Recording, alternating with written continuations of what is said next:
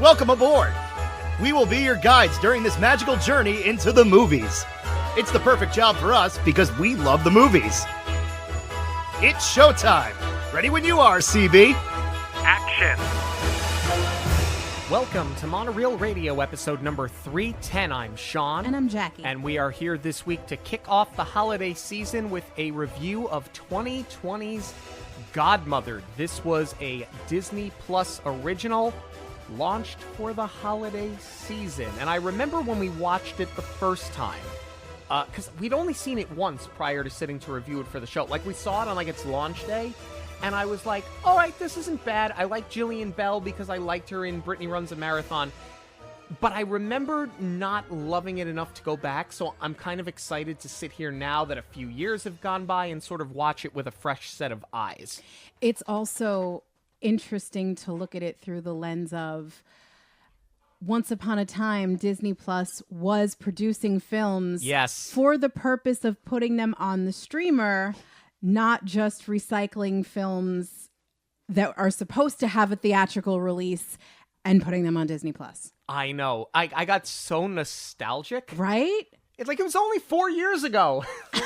Like, come on, man. Times have changed. Yeah, lots of things have changed. But I mean, I at this point, I think we just get into it. Like, I am actually kind of excited to sit and review this. Do we wish that Disney would go back to doing more things like this straight for Disney Plus? Do you really consider this to be a Christmas movie? That, on top of many other things, is what we are here to discuss today. This episode is sponsored by Fierce Fox Co., designers of handmade silkscreen shirts. Fierce Fox has a t-shirt, tank top, hoodie, or crew neck for every fandom. So whether it's the movies or theme parks, princesses or villains, the MCU or Star Wars, everyone will find something they love. The designs range from subtle quotes from our favorite films to iconic characters we can wear proudly in so many different styles, such as sketchbook and concert tees. Listeners of Monoreel Radio can get a 20% discount using the code Monoreel at checkout. Visit fiercefoxco.com to check out all of the collections. The Motherland is where fairy godmothers learn their trade. Eleanor is the newest hopeful, however, she is the first registrant in decades. Moira, the headmistress, is determined to keep the same old formula. However, the school is to be shut down as they haven't had an assignment for years. No one is looking for fairy godmothers. Undertrained but determined, Eleanor finds an assignment from a young Mackenzie Walsh who is looking for help. Eleanor packs her things and heads to Boston to find Mackenzie. Her roommate Agnes warns that Moira could spitefully close the portal back to the motherland if she finds out.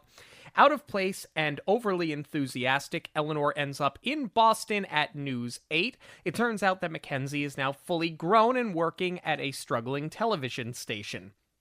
Grant, the station manager, is obsessed with doom and gloom clickbait stories as a means of boosting the ratings. Mackenzie initially casts Eleanor out until she sees the letter that she wrote as a 10-year-old. She brings Eleanor home but hides her from Mia and Jane, her two daughters.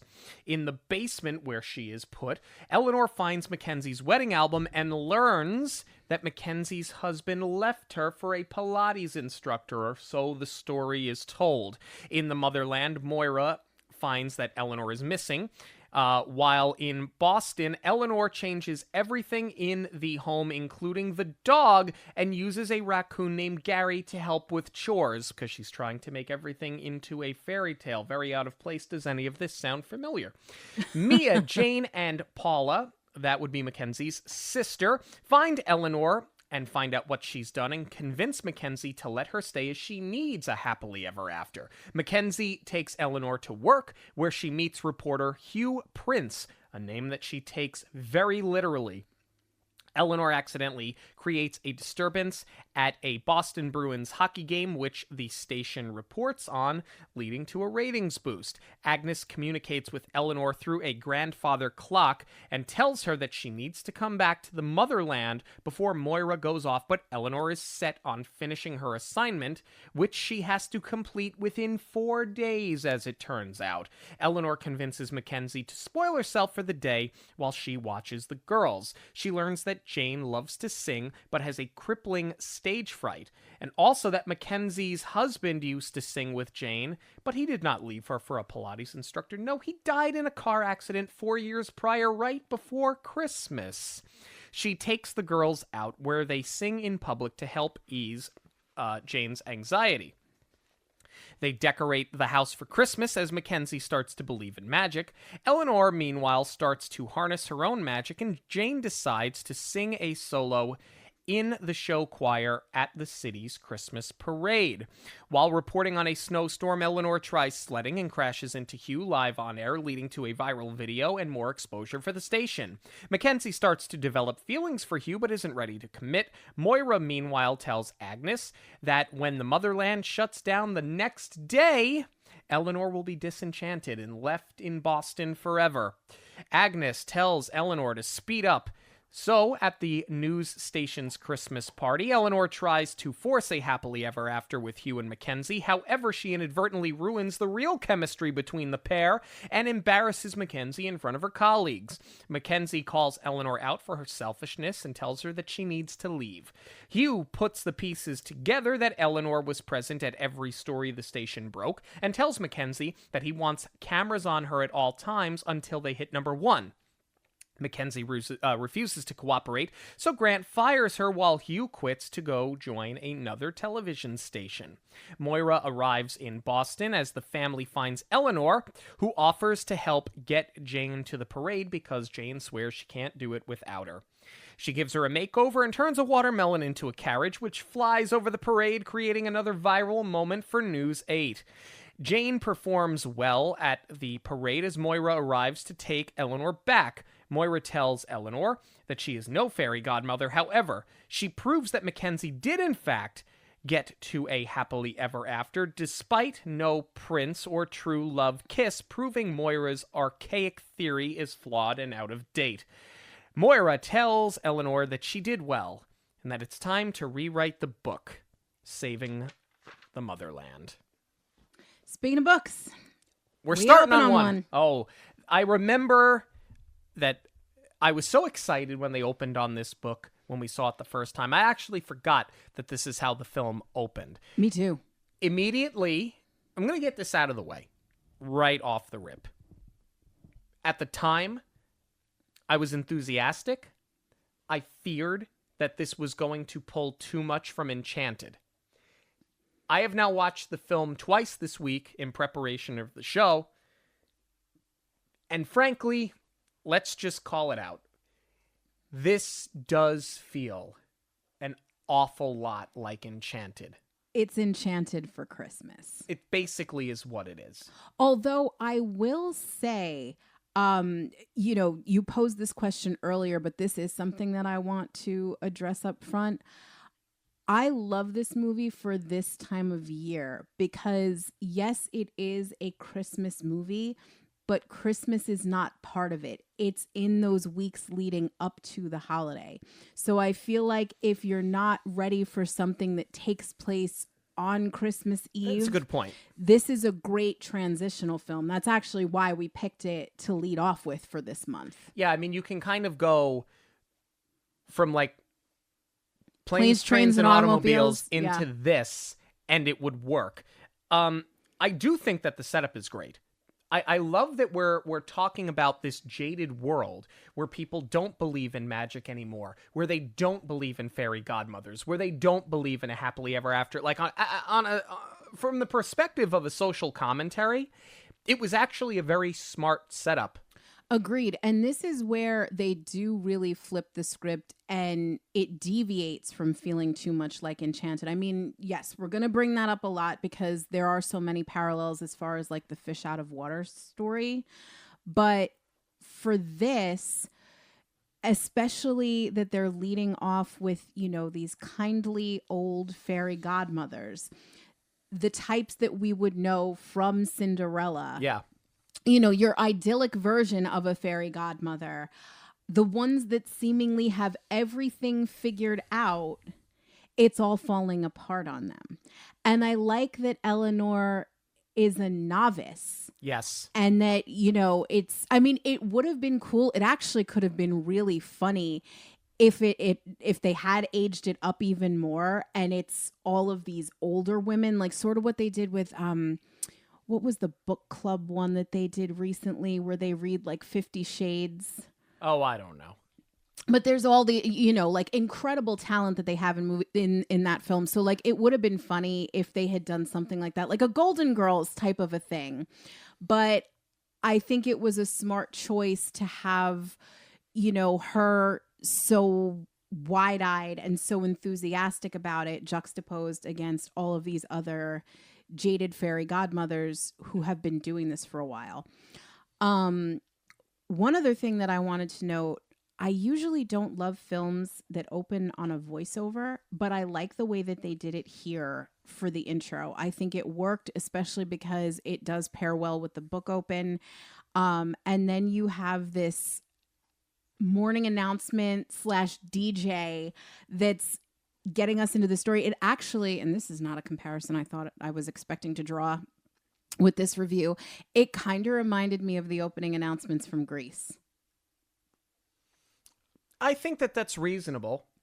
You know, you're at a school, right? And she's just having fun with it, Agnes. Yeah. She's loving it. Yeah. I thought that it was interesting that I think it made sense that you have only one registrant to be a fairy godmother. Mm-hmm.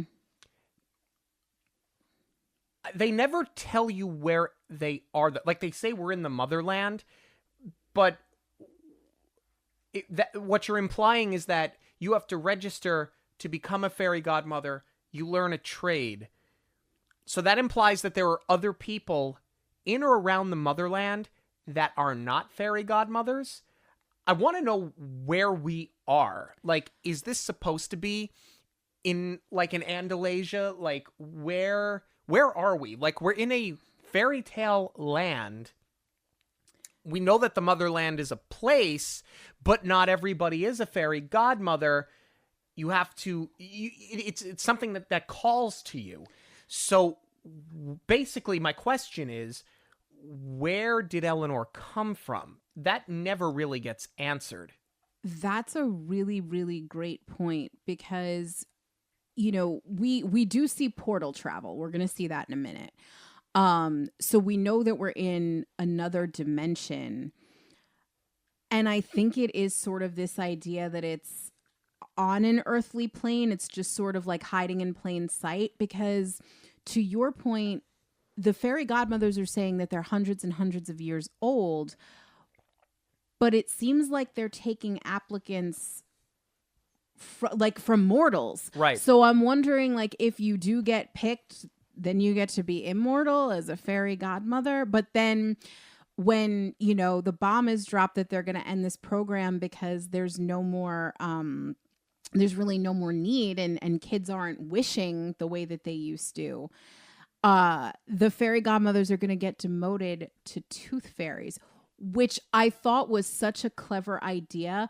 But then, to your point, it does open it up to like another realm. And actually, you could make the argument, in my mind, I was kind of like, I guess it's kind of like the North Pole. If you had to compare it to something, like it sort of exists in your imagination, but the Santa Claus does actually give us like confirmation that that's all like the same universe. So you could tie it in that way as well. But to your point also, the exposition is a little bit rushed here. I feel like once they do reveal that the program is going to end, you know, and that Moira knew about it the whole time, I feel like this is where they maybe could have spent a little bit more time in the motherland, where maybe a couple of the fairy godmothers who have been doing this for a while overheard Moira. Instead of having them all, especially the veterans of this program, instead of having them in a classroom setting, like it works for Eleanor, but why are the people who have been doing this for quite some time still in a classroom setting? You know, I was going to bring this up later. I was going to honestly bring this up towards the end of the movie, but since you brought it up, I want to get to it now. There's a big part of me that I remembered this when we saw it the first time, and it's kind of become the bugaboo now, sitting and watching this 2 more times. The plot of this movie's borderline pointless. And the reason I say that, and I'm not saying that the movie's bad. But who's making the decision to close the motherland and end the program? Moira.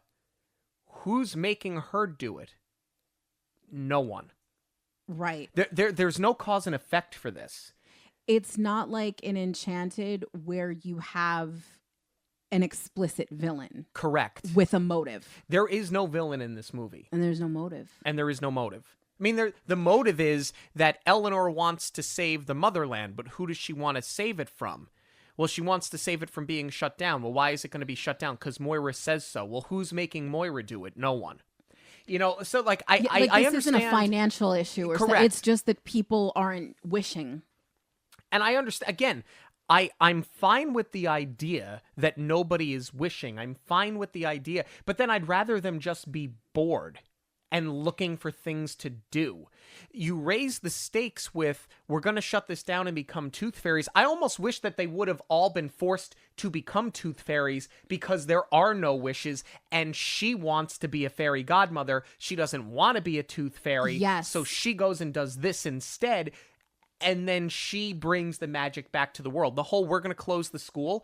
The only person that's going to close the school is Moira. There's nobody above her that's making her do this. That would have been cool if we had met them in Tooth Fairy Yes. training. And then you still could have had the classroom setting. Because kudos for the set design in this movie. Sets and costumes are incredible. Yeah, everything looks great. And what impresses me most about it is, again, straight to streamer movie.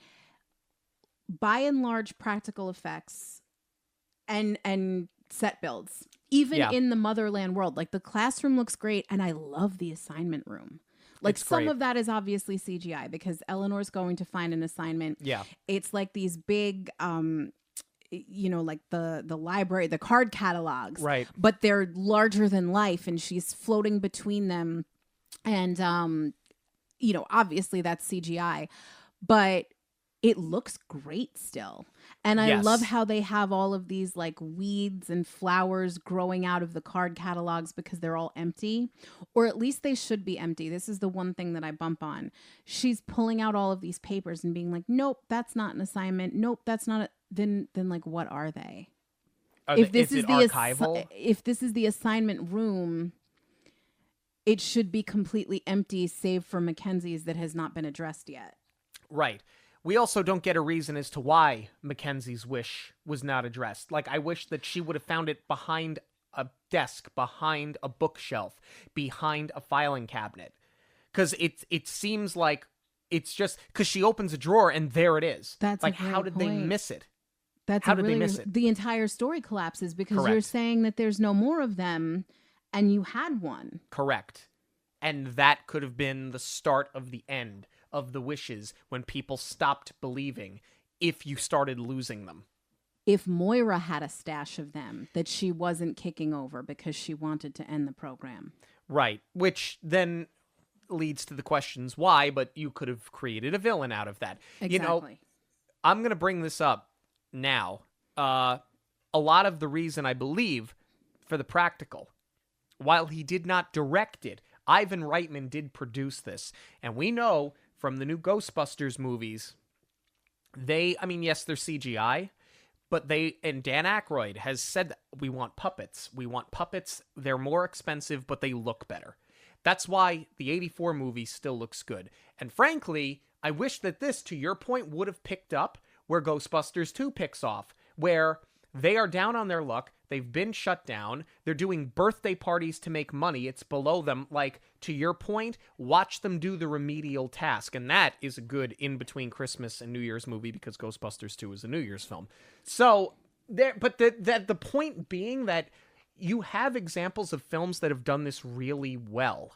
So I'm just surprised that, especially with somebody like an Ivan Reitman, again, didn't direct it, didn't write it, but... He's involved. He's involved. His name is on it. And he's one of the greatest storytellers of all time.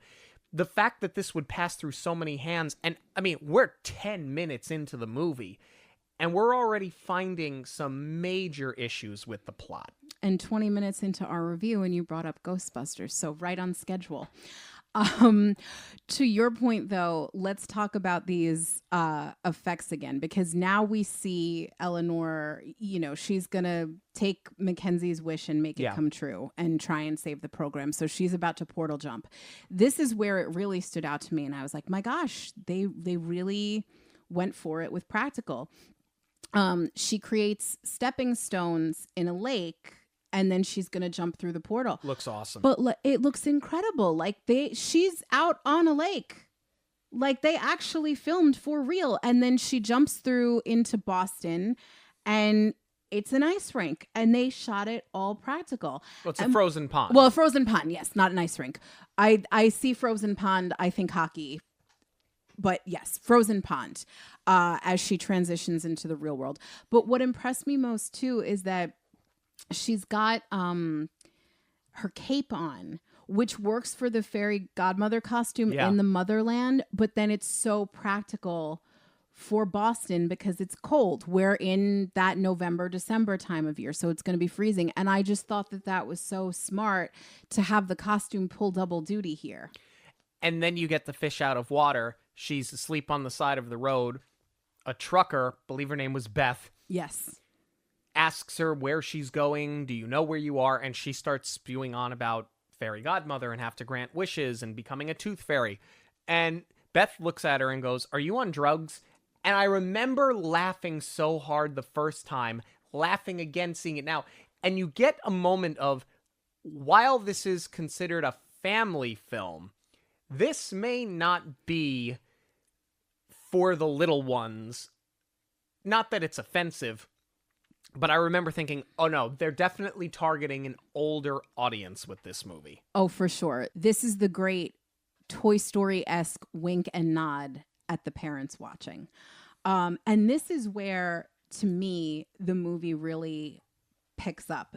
The conceit of the plot that Eleanor is 25 years too late to grant Mackenzie's wish and that she's already fully grown. This is where the really great comedy comes from, obviously. But I thought that was such a smart choice, as is her job as a news producer. Yes. This lends so well to the plot. It is brilliant. It's so accurate. And I like how they set it up very early on that Mackenzie and Hugh are really wanting to work towards better journalism. Yeah. But their hands are kind of tied because their boss, the person that they're reporting to, because he's not I guess he would be like an executive producer or station manager. I assume that's what he was. Probably station manager. He's the one who wants these I forget how you phrased it in your plot, the clickbait doom and gloom. That was very precise. It was really good. It's so very accurate. well worded. Yes. It's so on brand for the media as we know it today. But it was so smart to have them handcuffed in that way of, this is not the job that they want, but it's the job that they need. And they really build on that throughout the rest of the story as their characters develop. Yeah, they really do. I like that they didn't wait too long for Eleanor to show Mackenzie some magic. Yeah. Because you needed to get her into the house quickly. You needed to expedite that process. I like that she showed it to her and that she cannot harness it at all. That she's no good at it. It is contrived, though, that it's, all right, I'm going to bring you home, but just for one night. And you can't meet my children. However, there's got to be like some kind of fairy godmother protection act, because to put her in the basement, which Eleanor rightfully calls a dungeon, even though she's speaking in she's speaking in fairy godmother terms. It is a dungeon. This is not a basement, like in a sense of like a finished basement. It is a cellar. It's a storm cellar. It has an exterior entrance from the house, and it is Boston in November, December. It is freezing. And I can guarantee you that thing is not heated. Of course it's not. I didn't even see like a heating unit for the rest of the home in there. Well, as she said, real estate prices are very high, and she's doing it as a single parent. So now you have Eleanor locked away in the dungeon. You get introduced to the rest of the cast, Mia, Jane, and Paula. They do a good job of immediately setting up that Eleanor is having a difficult time. She is by herself. Paula's doing the best that she can. You mean Mackenzie?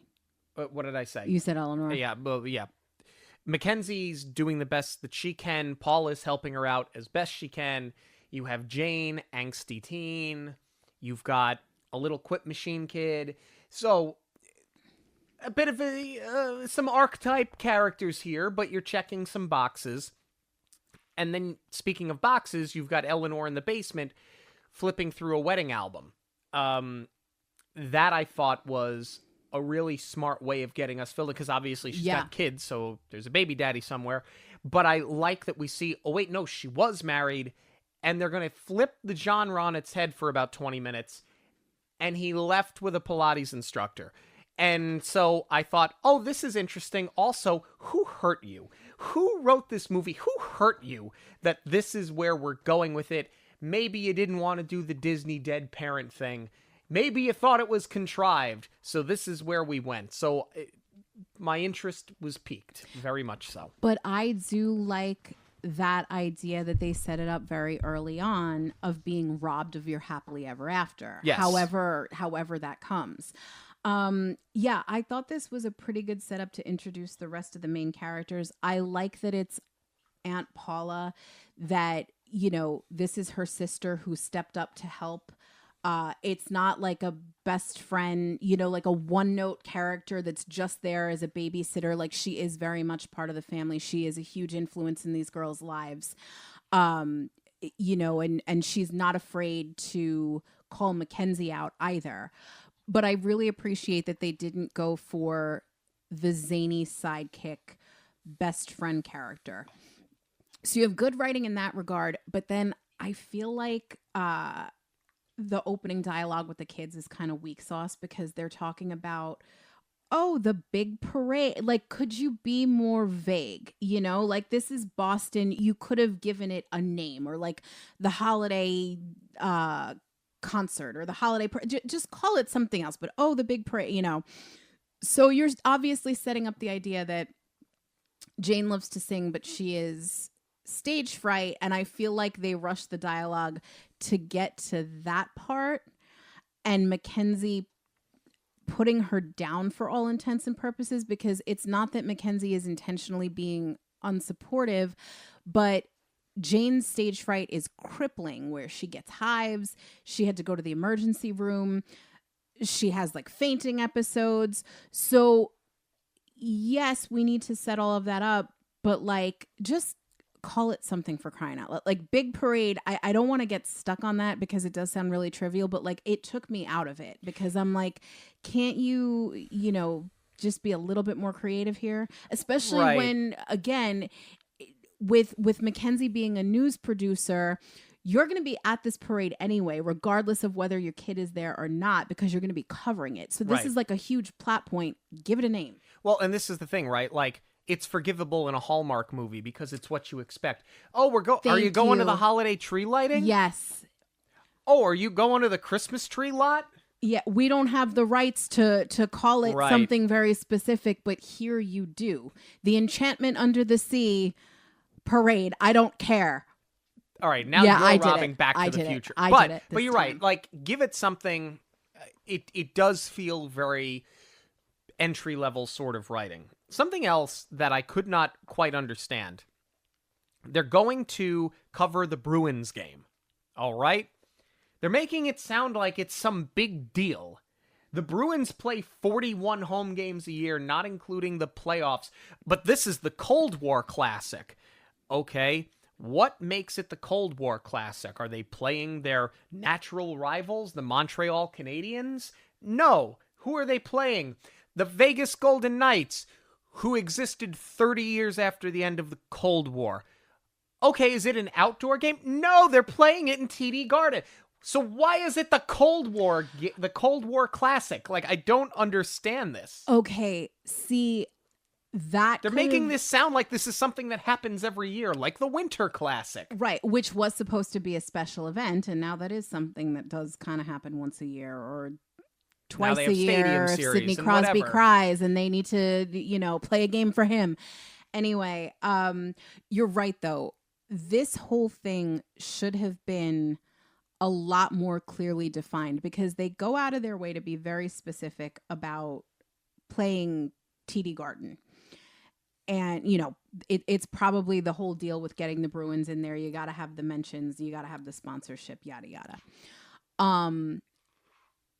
But I didn't put the 2 and 2 together that even though they are going to the Bruins home stadium, by the time they get to the tailgate, I'm thinking this is a special game and they're playing outdoor hockey because you need an open air arena so that everybody sees the fireworks going off that Eleanor sets off. So you're right. That does get a little convoluted, but I do like story-wise what we're doing here because I feel like the easy thing to do would have been to have Eleanor, and it would have been I think this is why they steered away from it. It would have been far too close to Enchanted when Giselle comes in and starts quite literally cleaning everything up and taking on the role of this maternal figure to help out the struggling single parent. Here, that's part of what Mackenzie needs help with, is that she needs a partner to help out around the house, to shovel snow, as she later puts it, and somebody to lighten the load once in a while. That's ultimately what she's looking for. She doesn't need a Prince Charming, which I like that we establish. It's that she just needs a little bit of help to manage the day-to-day. And Eleanor could have very easily taken on that nanny type of role and helped her out, because that's what we see when she transforms the house and she gets a raccoon to start helping out with the housework, because that's what Mackenzie wished for. So it's a throwaway line where Mackenzie's not happy with the house and she says to Eleanor, you know what? I'm not going to leave you here. Come to work with me. So I like the whole setup of that's what gets Eleanor over to the tailgate. They're disguising her as my cousin's visiting from out of town. And where this seems like it's going to be a one-off thing just to cause chaos at Mackenzie's job, it actually does lend itself to the plot really well, because later on, after they start going viral, that's going to be thrown in Mackenzie's face. Yeah, but I disagree. I think that it draws far too many parallels to Enchanted, specifically at this point. Now, there is some good comedy that happens at this tailgate. Mackenzie just wants Eleanor out of her hair, so she goes, why don't you go try all the chowder and tell me which one you like the best? Because she just wants her to go away. And it ends up being that she has a massive reaction, an allergic reaction to shellfish that she didn't know she had. Funny. Really, really funny. And then it gets kind of childish because Eleanor does not want to be stuck with the EpiPen, so she starts screaming, no needles, no needles, and she starts fighting with Mackenzie, and she goes to, cast a spell on Mackenzie and fires it off, missing Mackenzie, and that's where you start getting all of the hijinks and the fireworks and the nuclear attack that they think might be happening because they need to say that for ratings. All of this happens because she kind of acts childish and she's like, no needle, no needle. The problem that I have specifically with all of this, though, is when you draw the parallels to Enchanted, she's acting the exact same way, in that she's a fish out of water and she's living in a fairy tale world. Here's the difference, though. Giselle is a parody of those Disney fairy tales. Eleanor exists because she's supposed to come to the real world where it is not a fairy tale and help people that need it. So why she is so inept in the ways of the world when she is being trained to go into that world, to be a beacon of light, to fix the problems that people have. I just don't understand where she is completely disconnected from the calling that she has in her life. No, you're absolutely right, because it is sort of two conflicting ideas, and they could have done that as far as writing her to be out of touch with reality and done it in sort of a naive way. Yes. Where she just wants to see the good in people all of the time. But then, do you run the risk of her being sort of too close to like Elle Woods or something and trying to fix everything and trying to control it? Maybe. But I think because this is another Disney movie, and because we are dealing with taking somebody out of the fairy tale realm and putting them into the real world, you're right. They probably should have been a little bit more careful to create a bigger divide between Eleanor and Giselle. And that's where, I do give them credit for getting Eleanor out of the house, because Giselle was in the home. She was forced to stay there, and that's why, she's making the dress out of the curtains and all that kind of stuff. So there is enough to differentiate them plot-wise, but you're right. They could have done a lot more to bake it right into the nature of the character. Right. Instead, what you get is this very rushed trusting of Eleanor from Mackenzie. She's caused chaos at the game, but it was beneficial for her job. Okay, but it doesn't change the fact that she caused chaos at the game. Right. Now, you went from not wanting her to see your children to, yeah, I'm going to treat myself to Quincy Market and go shopping. You can go ahead and watch my kids. It's fine. It's on the heels of this disaster. Like, there's been no build to, like, her letting her guard down a little bit, trusting her with the kids. Like, the whole thing seems rushed. There's a lot of things that are going to happen from this point forward that we just rush. Especially because I think that we can safely assume that it's a weekend, and that's why Aunt Paula's not there.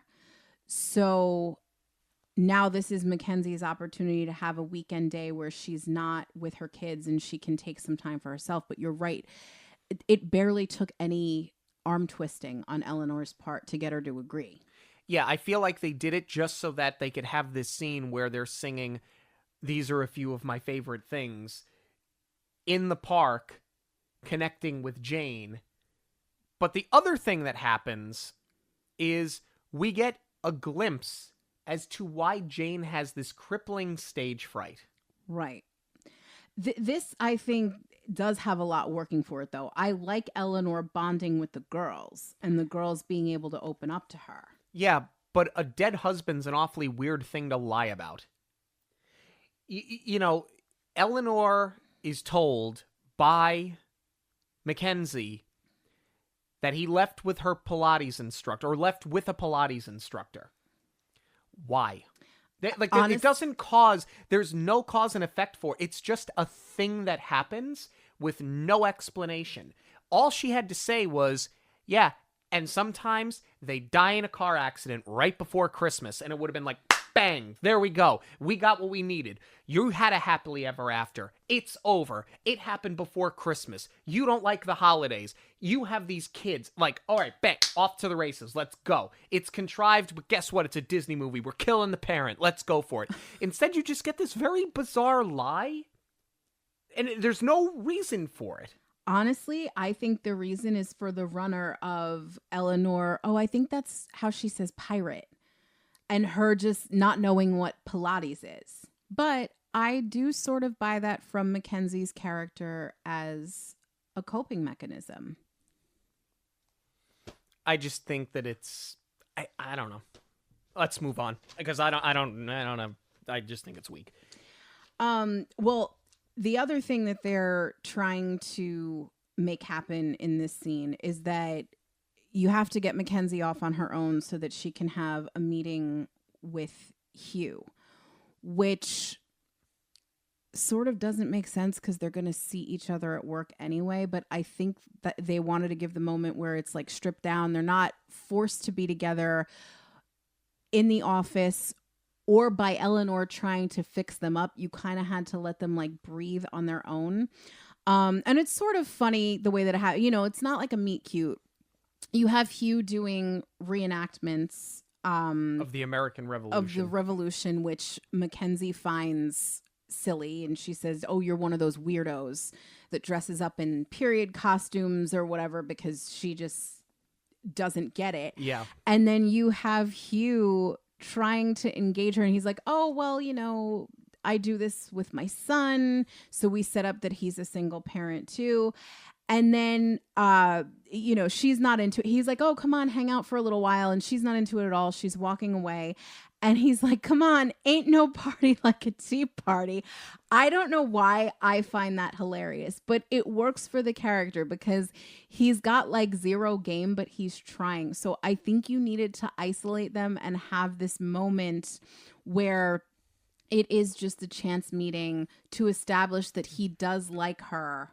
And there's something there on his own. Yeah, and you kind of get that from her, that she likes him too, because she's got that little like smile, like she's laughing, but she's starting to really think about it.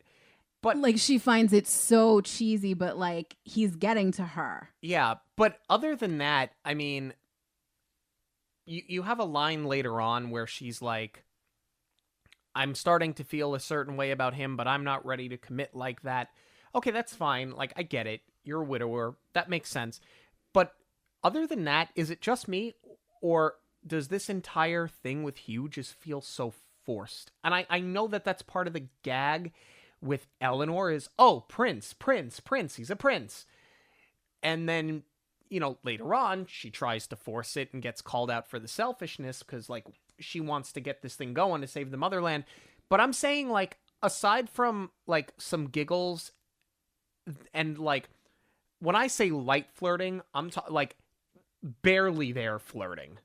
There just doesn't seem like there's anything between these two other than them saying that there's something there. The whole thing feels so forced.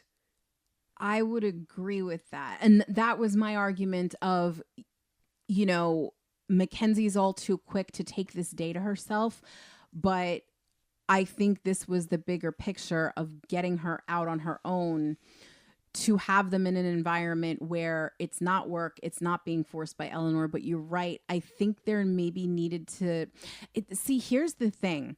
They've worked together, it seems, for a long time, but there's no rapport there. And I'm not even talking about chemistry. Just with people that you've worked with for a couple of years, you're going to have a little bit of a friendship. Their relationship in the office is so formal. It would have been nice to see a couple of more lines of them, not even like flirting in the office if you don't want to go there, but like maybe they realize how on the same page they are about their boss, or develop the, I want, deeper stories between the two of them. Give them like some kind of heart to heart before this. Yeah.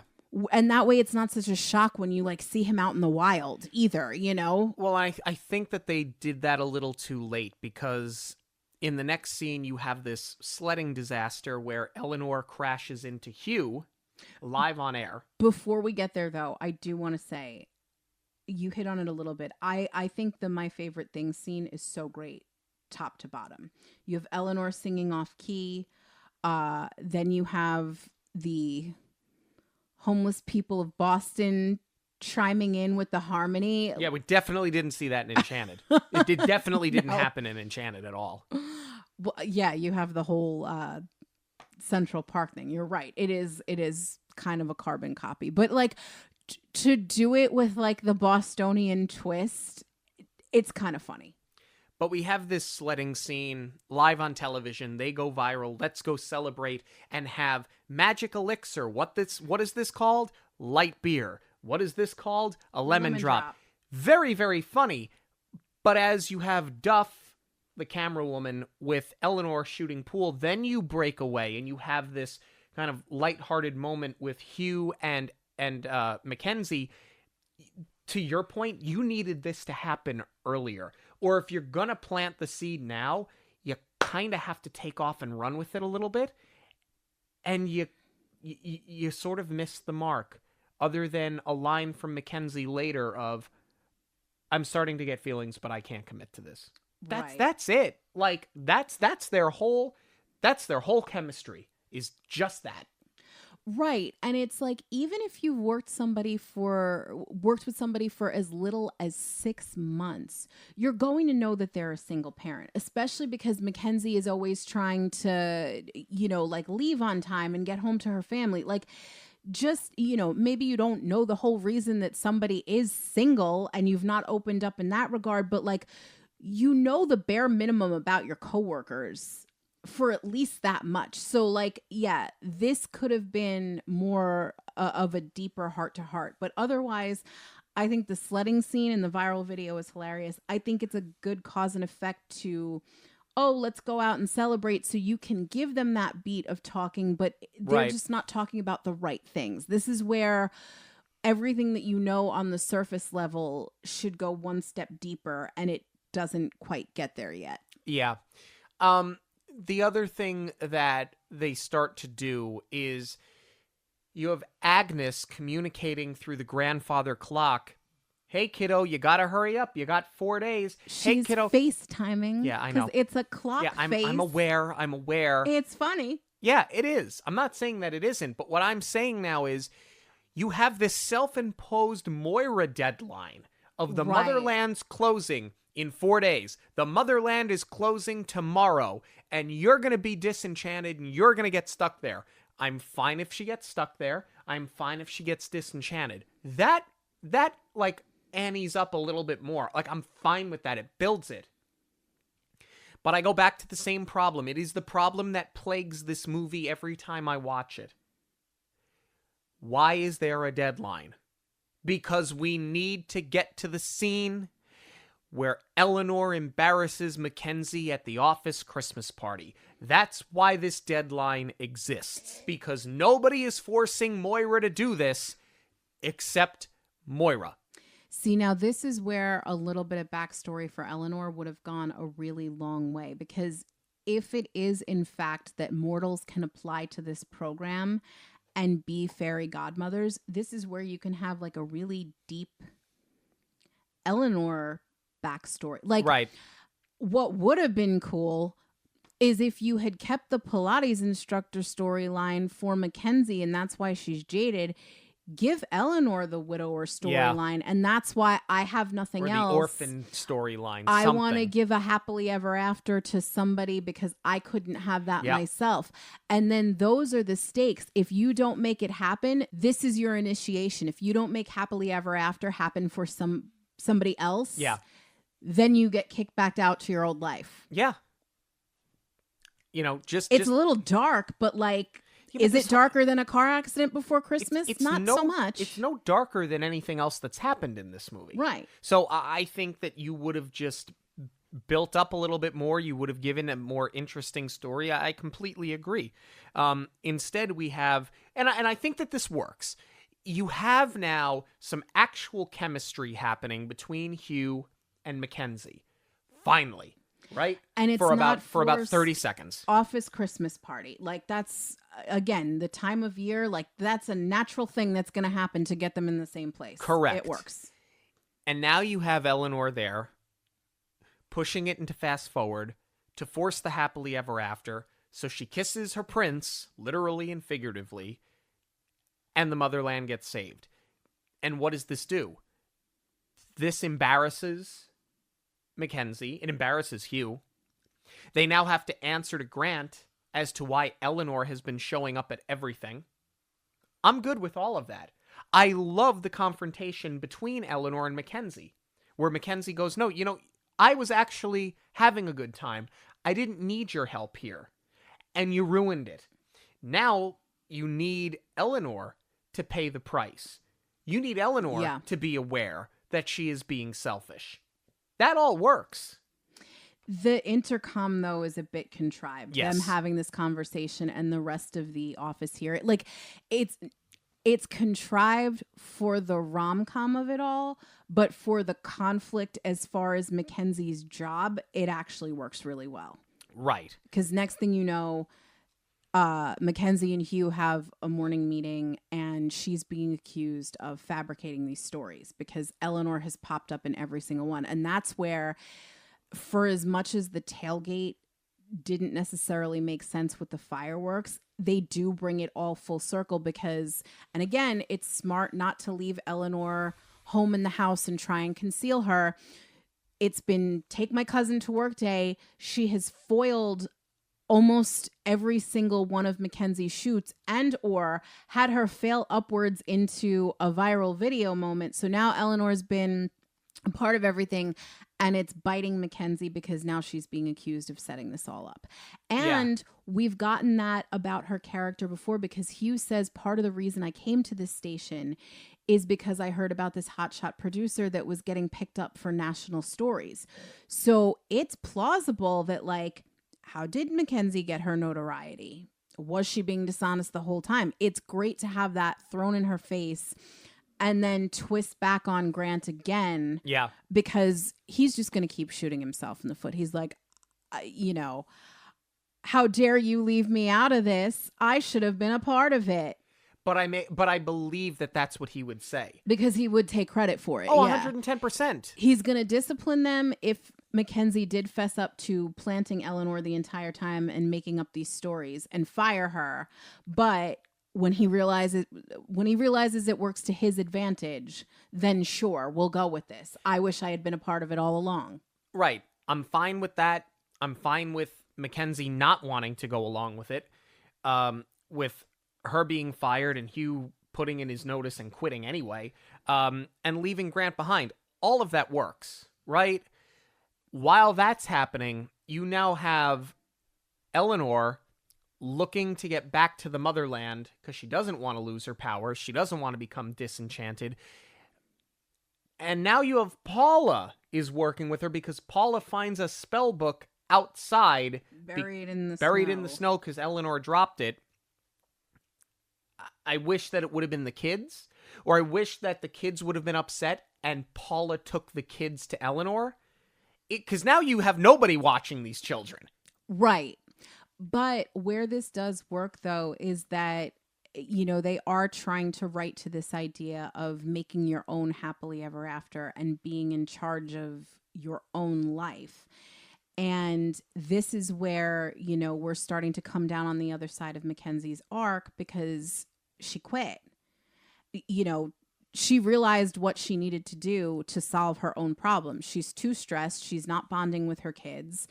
And she's got a boss that's treating her like garbage. So she took matters into her own hands and she quit.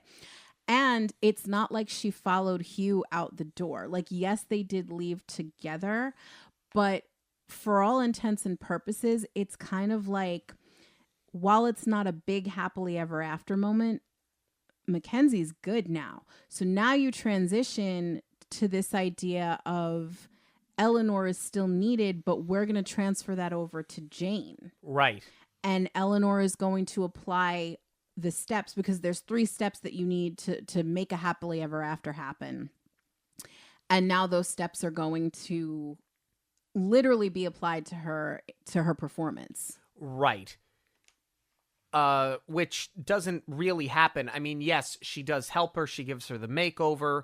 They get in the watermelon. They fly over the parade. Well, the dress is step 2. Right.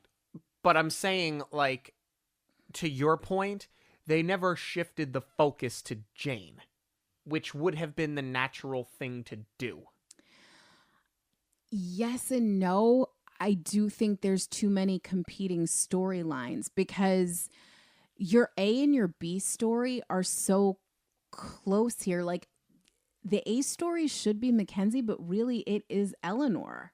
She's the I want. She's got the goal of becoming a fairy godmother. So really Mackenzie, in a traditional rom-com, Mackenzie would be the A story. But she is in actuality the B. You have to go back to your A and have Eleanor solve her problem. Yeah. And that's where Jane comes into play because she's serving your A plot. Right. Something else that happens, something else that I should say came to me. The whole time that we've been with Mackenzie, it's been in the job that she doesn't like, station manager that mistreats her in a struggling television station. Going and covering the weather and doing sledding for fluff pieces and trying to make toboggans into danger, that I buy. They get sent to go cover the Cold War Classic, right? Seems like it's a big deal for the Boston Bruins to be playing in this tremendous game, Right. which in actuality means nothing.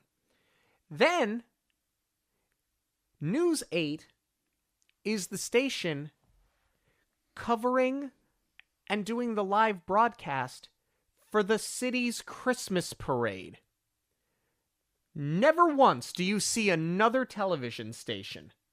Yeah. So you are this struggling station, yet you're the only one covering the Cold War Classic, and you have the exclusive broadcast of the holiday parade for the city of Boston.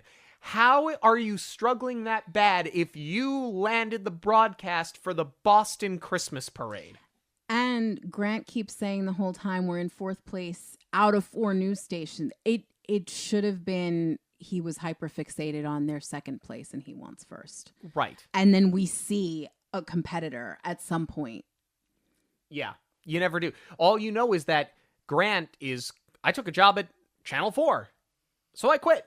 That's it. That's the only mention you get of another television station. I mean, I get where they wouldn't do that because you have to sort of simplify the plot, but it might have been cool if you had Hugh and Mackenzie going out on all these fluff pieces and the viral moment was caught by another station. And that's what sends Grant into a tailspin because they were all involved. They were all on camera, but another station caught it. Right. But then you probably fired Duff, and that's just it's too much. I think if they had gone through that route and there was a competitor station the entire time, we'd probably be saying this is too much, pare it back. So we get Jane to the stage. Yep. Which is great because Mr. Clancy didn't have a plan B after everybody got mono. Good job, Mr. Clancy. I had a Mr. Clancy, actually. I loved him, though. And he would have always been prepared with a plan B. I love the final moment of Mackenzie's character arc where she's got to give Jane her pep talk. And she tells her, I taught you to be scared. Yeah. What an incredible message for everyone watching. This delivers such an important message for the whole family of your kids are sponges and they're going to take on your behavior, whether you realize it's happening or not. And it's so great to not only acknowledge that, but to see Mackenzie take ownership of it and apologize for it, because that's something that doesn't happen often enough, where usually it's just, I'm the parent, do as I say, not as I do. But to level with your kid like that, it's such a great scene. It is, and it gets completely glossed over and rushed through. Yes. So that you have Moira show up, scold Eleanor on microphone in front of everybody attending the parade on live television, so that Eleanor could turn around and say, look, they have a happily ever after. They have each other. It's modern. So that Moira can go, good job, let's rewrite the book. They're like, they argue for a second, all too quickly, to come to a compromise so that Eleanor gets her attagirl and they go back to the motherland. But I do like this message too, that happily ever after doesn't mean, goal achieved, because I think, that's a message I think that Disney has been trying to repackage over the past 10-15 years. Is it's not about a prince it's not about obtaining one thing. It's about being who you are. And I love that we are repurposing what a fairy tale looks like modern day and giving people not only something to believe in, but delivering that message of betting on yourself and taking ownership in your own life. So I'm all for that, especially because, that is so much more realistic. If you want to give people something to relate to, like, what is better than that? That's real life. What happens when you achieve your goals? There's still life to be lived after that, And I think that was it. People were so brainwashed by that idea for so long of like, I got what I want. It is my happily ever after. It's like the end of a movie, but life is not a movie, So you still, you achieve a goal, like, all right, there's a next thing after that. And sometimes, some people have a very hard time swallowing that pill. Is they won't set another goal and aim higher. It's just like, I got what I wanted. What do I do with it now?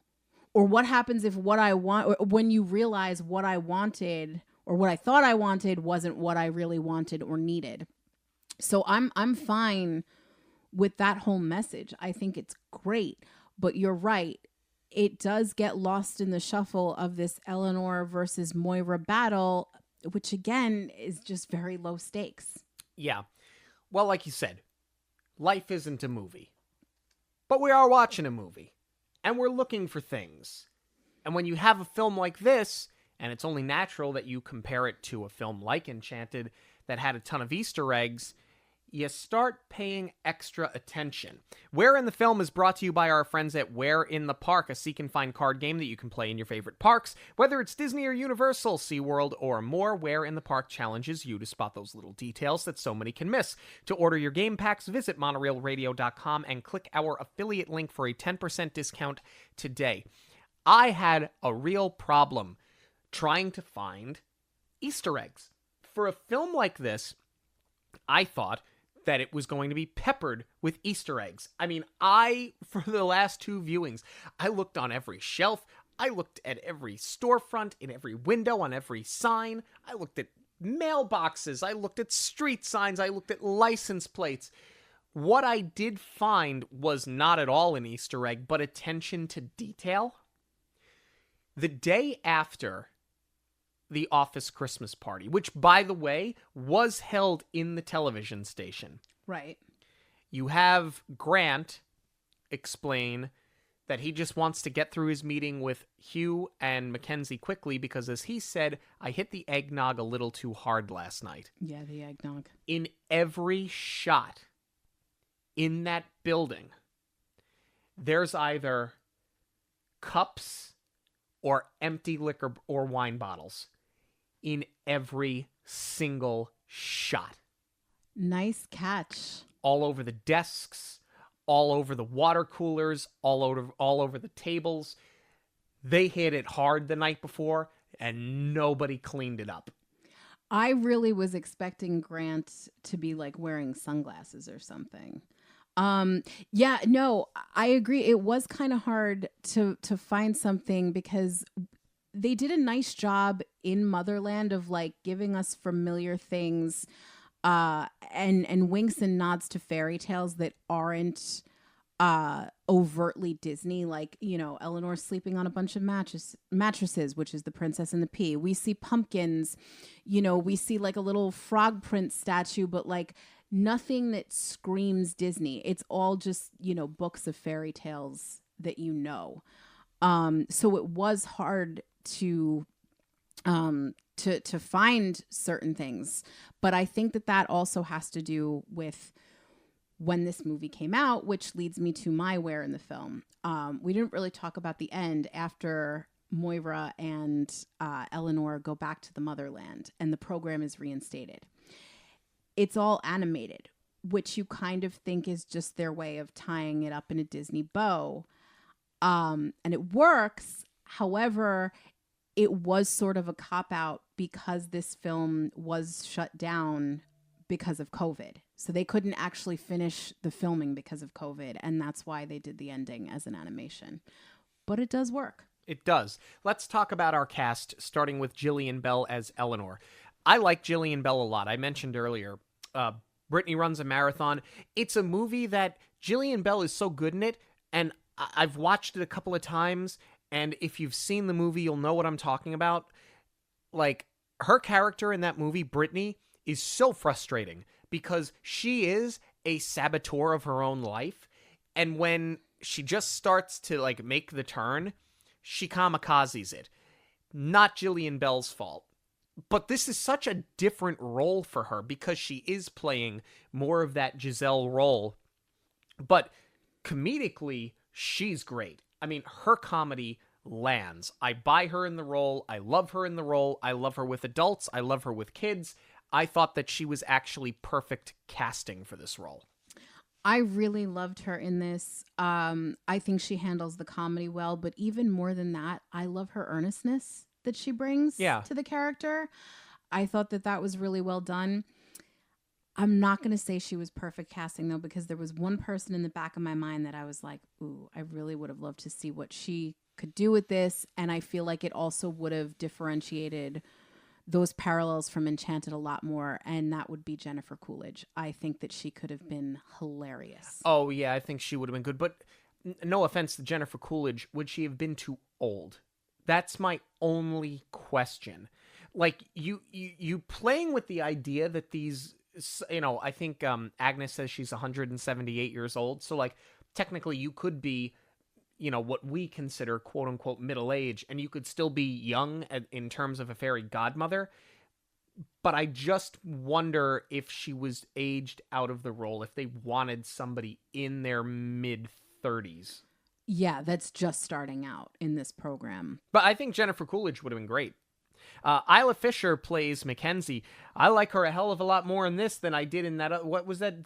Shopaholic? Confessions of a Shopaholic. Oh my God. Yeah. Anxiety the whole time. I like her a hell of a lot more in this than I did in that. I think she's great. I honestly thought that the jaded single mom, like, she pulled it off.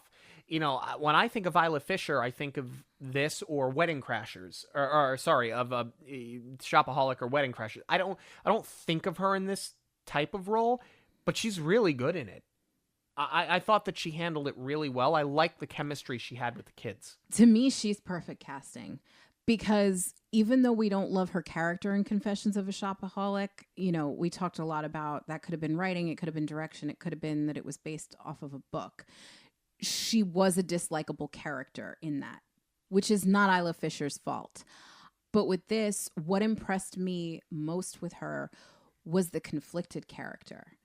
That she likes what she does. She's more than willing to do what it takes to get her job done and be a producer, which, you know, at times does require being a little cutthroat and maybe manipulating a situation. But she doesn't like the pieces that she's working on. She knows she has to do this to be a good parent because she needs the job. She can't lose it. So I really liked that duality about her character, and I think that she nailed it. Jane Curtin plays Moira. She's a legend. I love Jane Curtin. I love Coneheads. She's great. It's not her. It's the character.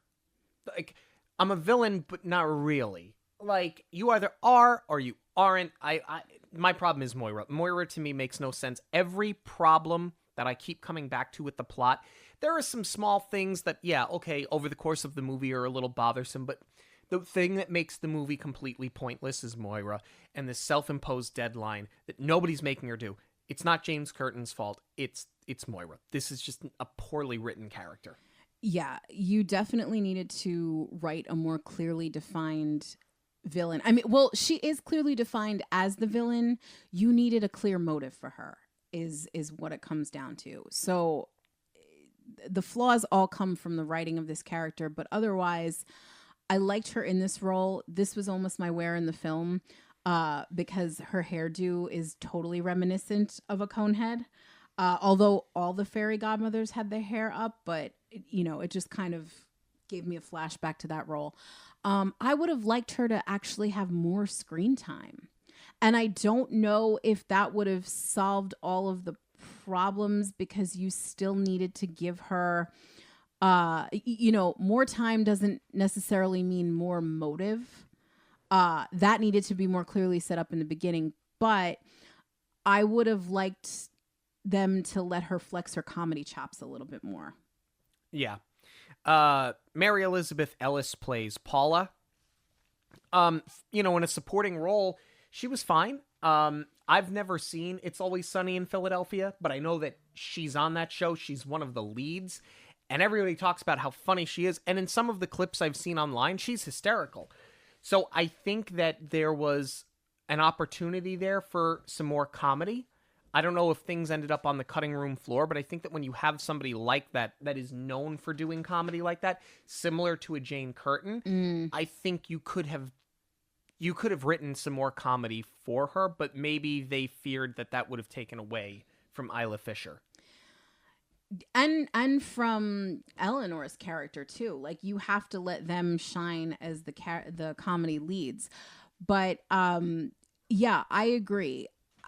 I had said earlier, you could have very much relied on the trope of the zany best friend, but because they made her a sister, they deepen the character, they deepen the relationship, and they deepen the drama. But in doing that, she did feel kind of one note. So it would have been nice to see a little bit more from her as well. Like, you could have, even when she's out searching for Eleanor, you could have had like given her a whole comedy tangent to go on. Yeah. Gillian Shea Spader and Willa Skye play Jane and Mia.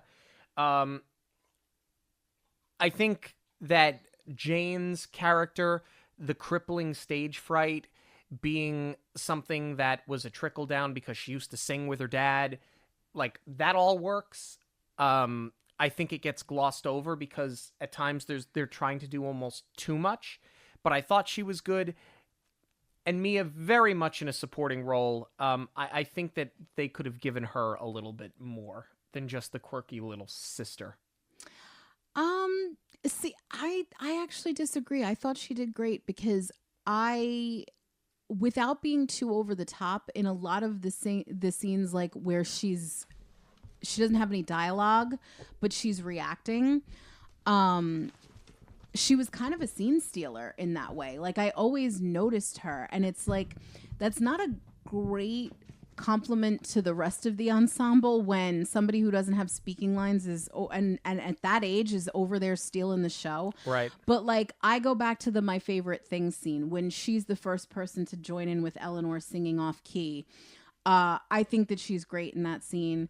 I like the scene where she bonds with Eleanor, where they're cutting the paper snowflakes out and she opens up about her dad. I think, though, we see it affecting Jane so much more. It would have been nice to see, even though she would have been very young when it happened, it's still a very emotional loss for her to go through, and you could have written her a little bit deeper in that way too. And I wish that they had, because they have a quick line where she talks about not remembering that her father had done something, I think when he had accidentally lit the Christmas tree on fire with a candle, and they go, oh yeah, you were too young to remember that. But it was funny. I wish that we would have played up on that a little bit more. Like, she doesn't really remember her father. And it would have created her own conflict with Mackenzie, whereas really it's just Jane that has the conflict with her. And then as far as Jane goes, is this a little tropey with the stage fright? Yes, but there is a deeper meaning because of her father. I think that she's a great singer. Yeah. My favorite things, she sounds incredible. I just feel like they didn't do her justice when it comes to the actual big performance. I wish that they had picked a more common Christmas song that everybody knows, so that, when you cut to those shots of the crowd and everybody like, wow, she's great. Like, we'd know why she's great because it's a song we're familiar with. I don't think this showcased what she can really do. I get the feeling that they were hoping that this movie would have been a bigger hit than it was. Not to say that it didn't do well for a streamer, but I feel like they wrote this hoping it would be like the next great Christmas song that happened with the Guardians of the Galaxy holiday special, but it seemed to miss the mark here, and I feel like that's why they didn't just use this Christmas No, I think pop. it's a cover of a pop song. And I'm saying, yeah, but now people, they put Let It Go on Christmas radio. Yeah. Because, snow. Because of Itina. Let's But it's hardly a Christmas. Honestly, I don't even think My Favorite Things. I don't think that's a Christmas song either. Oh, I like that it's become a Christmas song. I don't associate it at Brown all. paper packages tied up with string. You know how many people do that for wrapping paper now? Yeah, I know, but it doesn't, to me, it doesn't feel like a Christmas song. It never did. I don't know. But we're going to disagree on that one. Let's see. You've got Santiago Cabrera as Hugh Prince. I liked him a lot.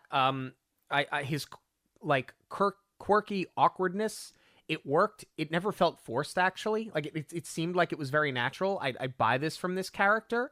I wish we would have learned a little bit more about him. We know he's a single dad, a son we see like briefly on a FaceTime. I wish we knew why they were not together in the same place. But yeah, he was fine. He was fine, and that's it. Not great, not bad, but I wish that we had a little bit more quirk from him. Like, the things that make him different are what endear you to him. I don't know why Mackenzie likes him. It almost plays that they're trauma bonded because of Grant. You know, like him doing the reenactments, that's not like an inherently nerdy thing. And then you find out that he's doing it for his kids. So like, that's not, I don't feel like that's a quality where it's like she has to look that hard to embrace what makes him different, you know? Yeah. There should be something more rooted in his personality, not, I'm doing this for my kid. Right. And then you've got Utkarsh Ambudkar as Grant. I like him in this role. I think Grant is actually a very funny character. I think Grant is a spot-on character.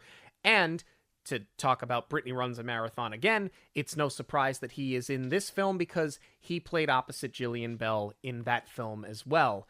So I'm not sure who brought who onto the project. I'm gonna guess she brought him onto this. But I liked him. I thought for comedy he worked. Oh, he nailed it. Like, not only is it a great character actor performance, but that is, especially in the entertainment industry, the Nepo baby, petulant child, he just nails that whole thing. Like, I'm creating that backstory in my head of a Nepo baby. Yeah. Like, they did actually give us that Mackenzie was supposed to have that job, but because of the it ties up really nicely. She passed on it because it would require too much time away from her kids. So it does tell us that this is not the job that Grant is supposed to have. But because of the way he plays it, it's so layered. You get even more of that entitlement from him. Final thoughts on Godmothered. I'll go first. This movie is better than I remember it being, and it's funnier than I remember it being. I think where the comedy lands, it lands in a big way.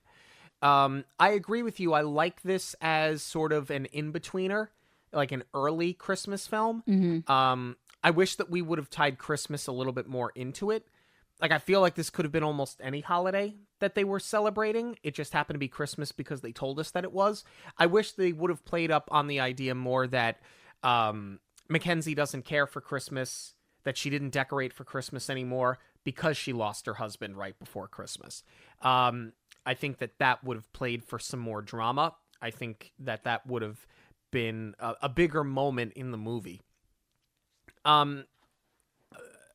Other than the pointless plot with Moira, the other thing is, if I'm being honest with you, I'm a little over the, happily ever after. Doesn't need to be a prince, We've been hearing that for a decade from Disney.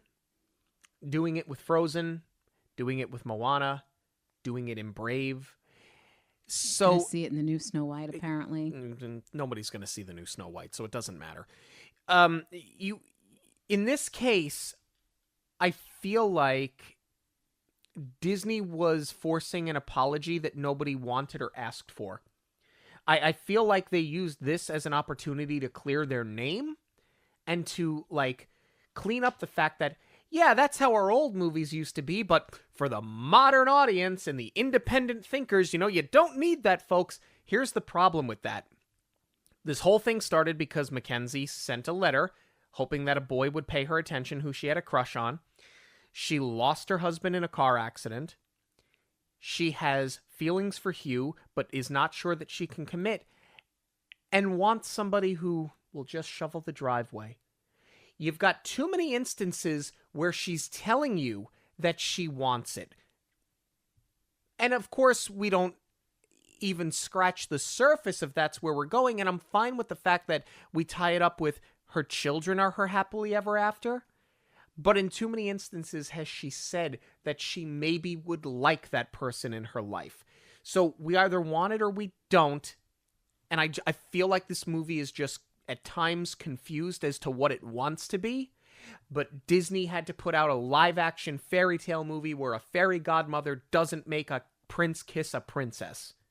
That's kind of where I feel after now 3 viewings and 4 years separated between the first and the third viewing. Well, I wonder how much of it was being shut down due to the pandemic that maybe we didn't get that beat of they do end up together. But I actually like that they leave it in that place. That I think it, you know, serves Mackenzie's character. I think it serves the whole message that they were trying to send is that, you know, the what happens next part of it. And sometimes your happily ever after doesn't work out and you need a plan B. And I think that not putting her and Hugh together doubles down on that idea of I don't need this, but it might be nice. And I'm okay on my own, because her bigger arc and finding out the happily ever after is her kids. That's really what sets up quitting her job. You know, she thinks that she's doing that for the kids the whole time and working so hard, but she has to learn that she's not the parent that they need right now. They lost a father and they essentially lost a mother too. They need their mother. But anyway, I'm going to disagree with you there. My final thoughts. Is this an instant Christmas classic? No, but it is great for this time of year, you know, because there's not a lot of Thanksgiving time type of movies. And even though this is not overtly Thanksgiving, because they don't actually celebrate Christmas or Hanukkah, because we're still in the early part of the season, I like it as like a gateway in if you're not ready for a Home Alone or a Santa Claus or It's a Wonderful Life quite yet. And I think it's a really great movie for the whole family because there's something for parents to enjoy. There's something for kids to enjoy. Is this a great movie on its own? As I said, it's not a Christmas classic, but there are a lot of conflicting ideas with the script where, take the holidays out of it. There are a couple things and a couple of ideas that are just fighting each other where they could have really fleshed it out to make a lot more sense, and that would make it, a lot stronger. But for what it is, for not having a theatrical release, for something that goes straight to the streamer, it's a great quality film. And if you think about it, the CGI where they use it, very sparsely is very good. But Disney has been pretty consistent with putting out good holiday movies on the streamer. They did it with Noel the first year. They did it with this. Noel. Then you got a little bit of a break because of the pandemic, but then you had Dashing Through the Snow, which we are going to cover this month. So I would like to see more of this. Agreed. Especially when they're done intentionally for the streamer, not for a failed theatrical run. I would love to see them continue the holiday tradition with things like this. Just in general, like when they first launched Disney Plus, it was such a big deal that, you're going to get your big ticket,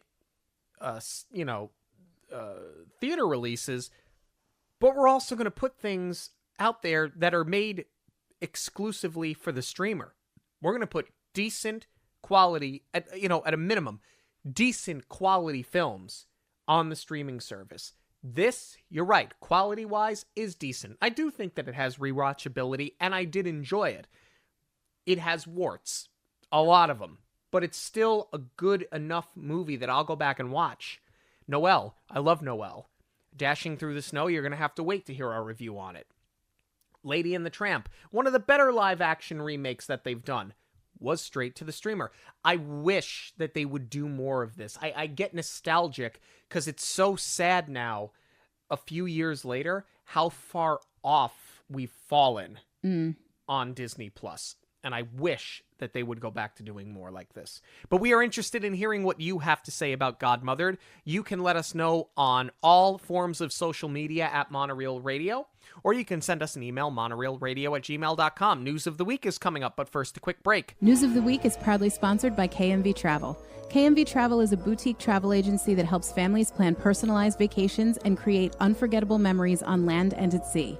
If you've dreamed of setting sail on the Disney fleet, KMV Travel will help you from booking to bon voyage. When you connect with a KMV travel specialist, they will not only assist you with your cruise package, but they will also help you with your stateroom selection, pre- and post-cruise accommodations, ground transportation, onboard activity reservations, and port activity reservations.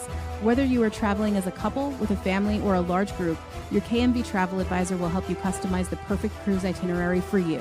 Visit KMV Travel to set sail now. Hey guys, my name is Mike. I listen to Jackie and Sean's podcast every week on my commute into work. So I reached out to Jackie, and she helped me put together the perfect getaway. I did a 4-night Disney cruise ship, and she was able to answer every question that I threw at her. She put together the perfect dates and an insurance plan that made the whole experience stress-free. She was able to help me with little tips and tricks, like you can get a Mickey Mouse bar delivered to you any time of the day. And I think that was a mistake because now I put about 10, 15 pounds on. I'll definitely be using Jackie again in the future. Thanks for everything. We got a trailer drop for the new live-action Snow White movie coming out in 2025. You know, every time we get a new poster, a new trailer, I just kind of have to sit there and laugh and go, they're really still rolling with this, huh? Especially after Rachel Zegler was just in the news again. Following the election for spreading some negativity. But nonetheless, Disney is still releasing this movie next year. I did give it a watch, and I will say, you know, they expanded upon everything that they've released so far. There was one shot of Snow White as a child standing over the wishing well with her father. And I thought, okay, that's nice to deepen the idea of a wishing well and you know, make it more a part of her backstory. I thought that was, you know, kind of a nice touch. And I thought Gal Gadot looked awesome.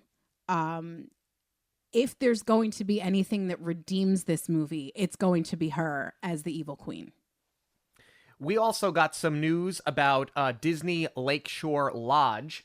This was formerly known as Reflections, a Disney lakeside lodge. This is what is going over at the old river country. Seems like it's going to be a mixed-use facility where there were DVC villas available and regular hotel rooms for guests. And the original idea was that it was going to be inspired by Walt Disney's love of nature. The work halted on the project for a while. It has since resumed, obviously with a new name. And the concept now is that they are paying tribute to nature and how it influenced Disney animation. So I don't know if the theming is exactly the same, or if they're now kind of dialing back on Walt being the figurehead of this whole thing. But it does open in 2027.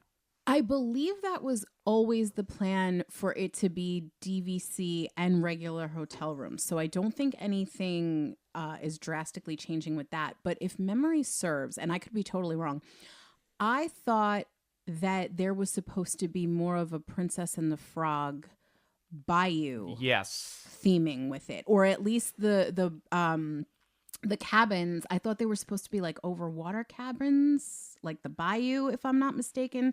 I don't really remember, but I remember when they announced that, I was kind of like, well, there's already the Princess and the Frog rooms over at Port Orleans. Yeah.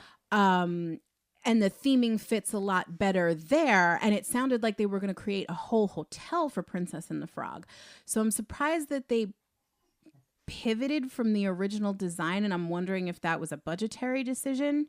But as far as the creative goes, you know, it's nice now that we have Tiana's Bayou Adventure that they are sort of resetting, going back to Walt era. I think that that's a nice tribute. And based on what you're saying, it sounds like maybe we're going to get like little Bambi, maybe some Jungle Book. Could be. It'll be interesting to see exactly what the hotel is. At least work has resumed, and at this point now we have not an opening date because, you know, Disney. But we at least have an opening year. I guess that's a step in the right direction. But as we know with Disney, years and dates kind of don't mean anything because a major bomb dropped today. Previously announced that January 13th was going to be the closing over at Dino Land. We flocked over to get onto Dinosaur before it closed. A lot of people were doing that. Well, now, there's been an update. Triceratops Spin, Fossil Fun Games, and Chester and Hester's Dinosaur Treasures are still going to close on January 13th. But the Boneyard, Restaurantosaurus, Dino Bites, Trilobites, and Dinosaur, the experience, the ride Dinosaur, will all remain open, or at least Dinosaur will, because, again, you know, it's Disney, so it's Disney. There's no real news here. Other than Dinosaur is going to remain open through 2025. We've heard that Restaurantosaurus was set to close at some point next year. Maybe that's still happening. But Disney, something must have happened where Disney decided to pivot. What this tells me is something else fell behind, and they didn't want an extended period with a ride down and construction walls up. Yeah, or money that was allocated for that had to go to something else. I'm wondering if it has to do with the Big Thunder refurb, because that was never announced. We knew that obviously they were going to do Cars Land over there and they were going to start filling in Rivers of America. But I didn't know, other than the queue, how that was going to affect Big Thunder, because it's supposed to be beyond Big Thunder. Yeah. And then they announced that the ride is going to be down for a while. Right. So I'm wondering if they had, you know, if this is strictly budgetary and they had to make a last minute pivot because the money had to go somewhere else. But, you know, to your point, we had heard that Restaurantosaurus was going to remain open through construction. We didn't say anything because we heard it from a cast member and we did not want to get anybody in trouble. But as we were sitting there having drinks, eating our Christmas cupcake, we were wondering how they were going to keep it open. And now it makes more sense because logistically, you have the doors over by the Dino Land ride, so you can still have through traffic and then put up the construction walls behind it and close off that other area. Right. So I'm wondering what this means, though, for the tropical Americas. Like, if they'll do it in stages where the Encanto section will open first and then they'll do Indiana Jones and get it up to speed, or if eventually everything is going to close down and they'll reopen it as one new land. It'll be interesting to see how this whole thing plays out. Thank you all so much for joining us this and every week on Monoreel Radio. Monoreel Radio will always be free, but there are many ways that you can help support the show. Please give us a rating wherever you listen to your podcast. Join the conversation on social media at Monoreel Radio on all major platforms. Share your favorite episodes with family and friends who may enjoy them. And of course, book your next trip with Jackie. Links to everything can be found at monoreelradio.com. We all get one story. Make yours a magical one. On behalf of Monoreel Radio, we'd like to thank you for joining us. We'll see you at the movies, the stuff dreams are made of.